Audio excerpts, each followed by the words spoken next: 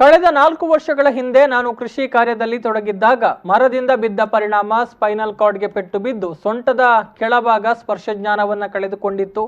ಸದಾ ಹಾಸಿಗೆಯಲ್ಲೇ ಬದುಕು ಸಾಗಿಸ್ತಾ ಇದ್ದೇನೆ. ನನಗೆ ಅಂಗವಿಕಲ ಸೌಲಭ್ಯ ಸಿಗದಂತೆ ಮಾಡಲು ಕೆಲವರು ರಾಜಕೀಯ ಮಾಡಿದ್ರು. ಕೊನೆಗೆ ಲೋಕಾಯುಕ್ತ ಇಲಾಖೆಯ ಮೂಲಕ ನಾನು ನಡೆಸಿದ ಕಾನೂನು ಹೋರಾಟದಿಂದ ಸೌಲಭ್ಯವನ್ನು ಪಡೆದುಕೊಂಡಿದ್ದೇನೆ ಎಂದು ಕಾಣಿಯೂರು ಗ್ರಾಮ ಪಂಚಾಯತ್ ವ್ಯಾಪ್ತಿಯ ಚಾರ್ವಾಕ ಬೀರೊಳಗೆ ನಿವಾಸಿ ಯತೀಂದ್ರ ಗೌಡ ಹೇಳಿದರು.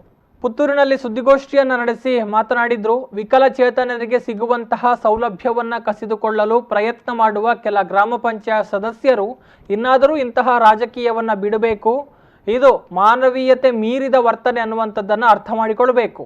ಇನ್ನು ಯಾವ ಅಂಗವಿಕಲರಿಗೂ ಕೂಡ ಇಂತಹ ಕಾನೂನು ಹೋರಾಟ ನಡೆಸುವಂತಹ ಅನಿವಾರ್ಯತೆ ಉಂಟಾಗಬಾರದು ಅನ್ನೋದೇ ನನ್ನ ಉದ್ದೇಶವಾಗಿದೆ ಅಂತ ಹೇಳಿದರು.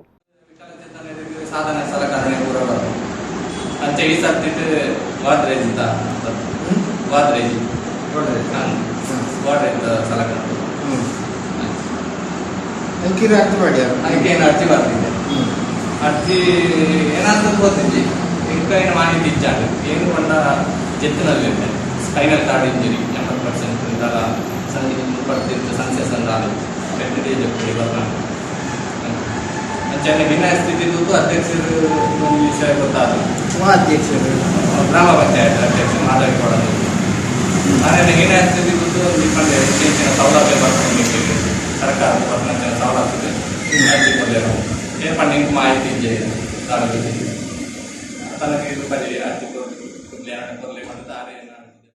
ಸುದ್ದಿಗೋಷ್ಠಿಯಲ್ಲಿ ಯತೀಂದ್ರ ಗೌಡ ಅವರ ತಂದೆ ಲಕ್ಷ್ಮಣ ಗೌಡ ಬೀರೊಳಿಕೆ ಉಪಸ್ಥಿತರಿದ್ದರು.